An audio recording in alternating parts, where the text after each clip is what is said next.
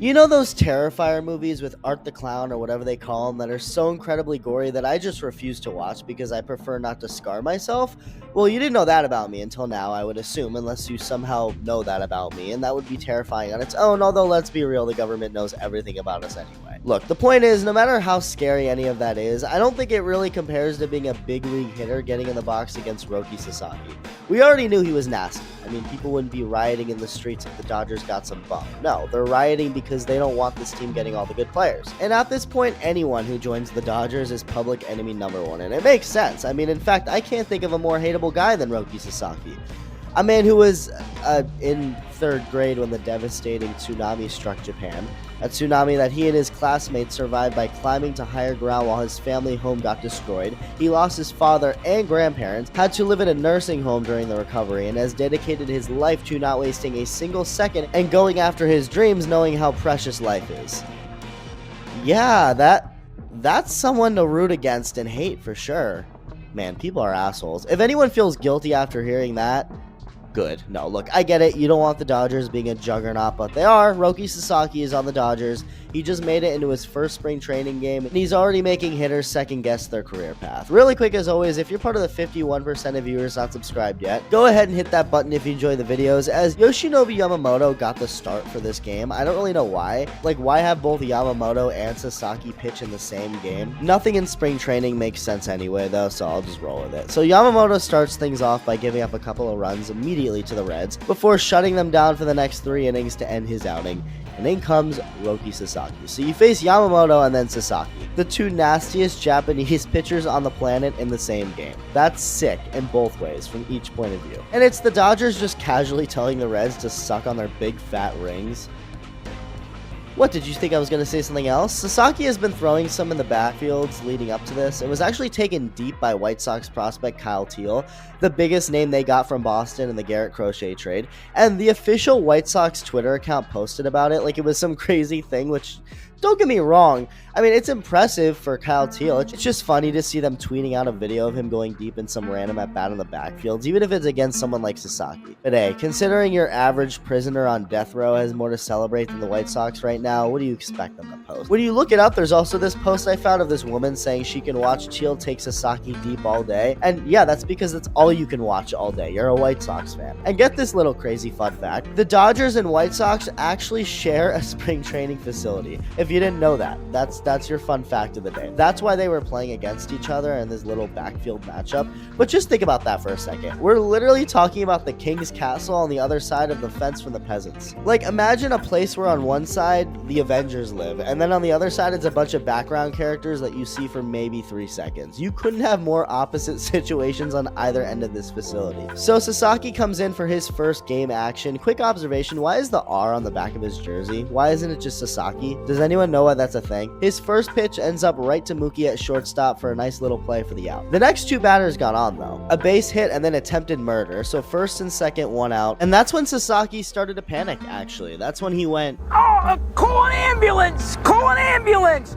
But not for me!" Quickly gets ahead of TJ Friedel 0-2 before getting him to look at his slider/splitter for strike 3. Next up, he turned Matt McClain, and Matt put the fries in the bag McDonald's with the way this at-bat went. Ellie De La Cruz got the best of Sasaki though, smacking a double to left. And his second inning of work was his most challenging, but he still looked nasty through it all, just pumping 99 with ease. See ya. Gets Jake Fraley to pop out, but not before swinging and missing in a nasty slide piece. He walks the next hitter, but gets a pop out to end it. His third and final inning of work was his least stressful.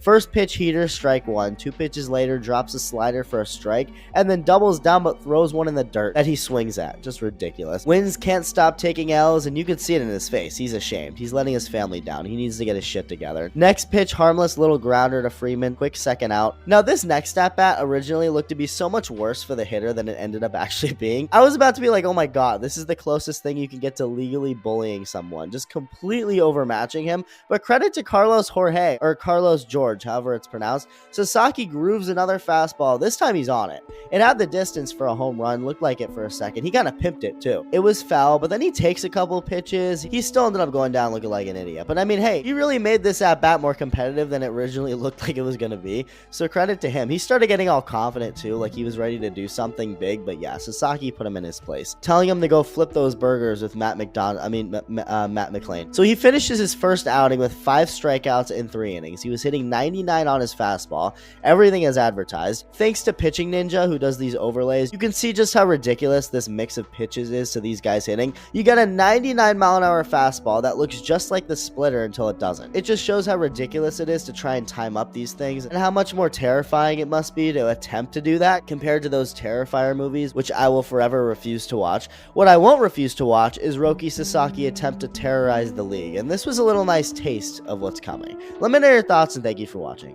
こちらの試合、まさにドジャースにとって大きな前進となった一戦でした。山本由伸が予定通りの4回を投げ抜き、そして佐々木朗希が3回無失点の快投を見せ、チームとしての完成度がまた一段と上がったことを感じさせる内容でした。特に佐々木朗希のピッチングはまさに本物でしたね。98、99マイルの強し速球、そして打者がことごとく空振りするスプリット。試合前には自信をつけることが重要と言われていましたが、この投球内容ならば確実にその自信を深めることができたはずです。実際に彼も試合後のインタビューで、ビッグリーグの打者たちはミスを逃さないと言いつつ、良いボールを投げれば必ず抑えられると確かな手応えを感じている様子でした。そしてその言葉通り、佐々木の投球は打者のリアクションを見ても別格でしたね。解説陣も口々にこのスプリットはやばいと興奮していましたが、それも当然です。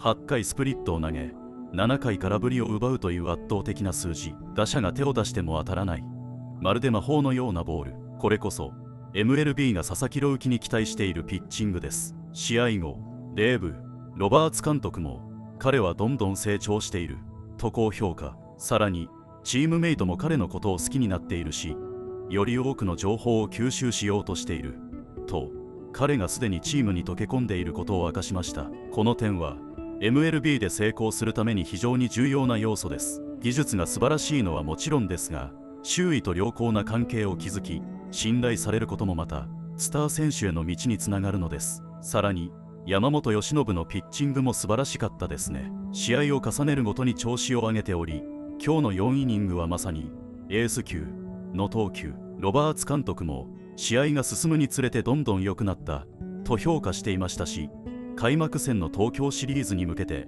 最高の状態に仕上がっていることが分かります。開幕戦のマウンドに立つ山本由伸、そしてそれを追う佐々木朗希、ドジャースの先発ローテーションがどれほど強力なものになるのか、今から楽しみで仕方ありません。こうした若手投手たちの活躍はチーム全体にとっても大きなエネルギーになります。特に佐々木朗希のように今まさに成長の途上にある選手が結果を出すことはベテラン勢にとっても良い刺激になるでしょう。これが競争の激しい MLB の世界。才能だけでは生き残れない。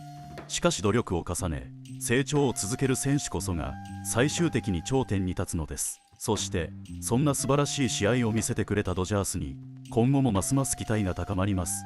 次の試合ではどんなドラマが生まれるのか、佐々木朗希はどこまで成長するのか、山本由伸は開幕戦でどんな投球を見せるのか、気になることが次々と出てきますね。ということで今後のドジャースの戦いを見逃さないためにもぜひチャンネル登録をお願いします。佐々木朗希、山本由伸、そして大谷翔平と今季のドジャースは日本の野球ファンにとっても特別なシーズンになりそうです。これからの戦いも一緒に楽しんでいきましょう。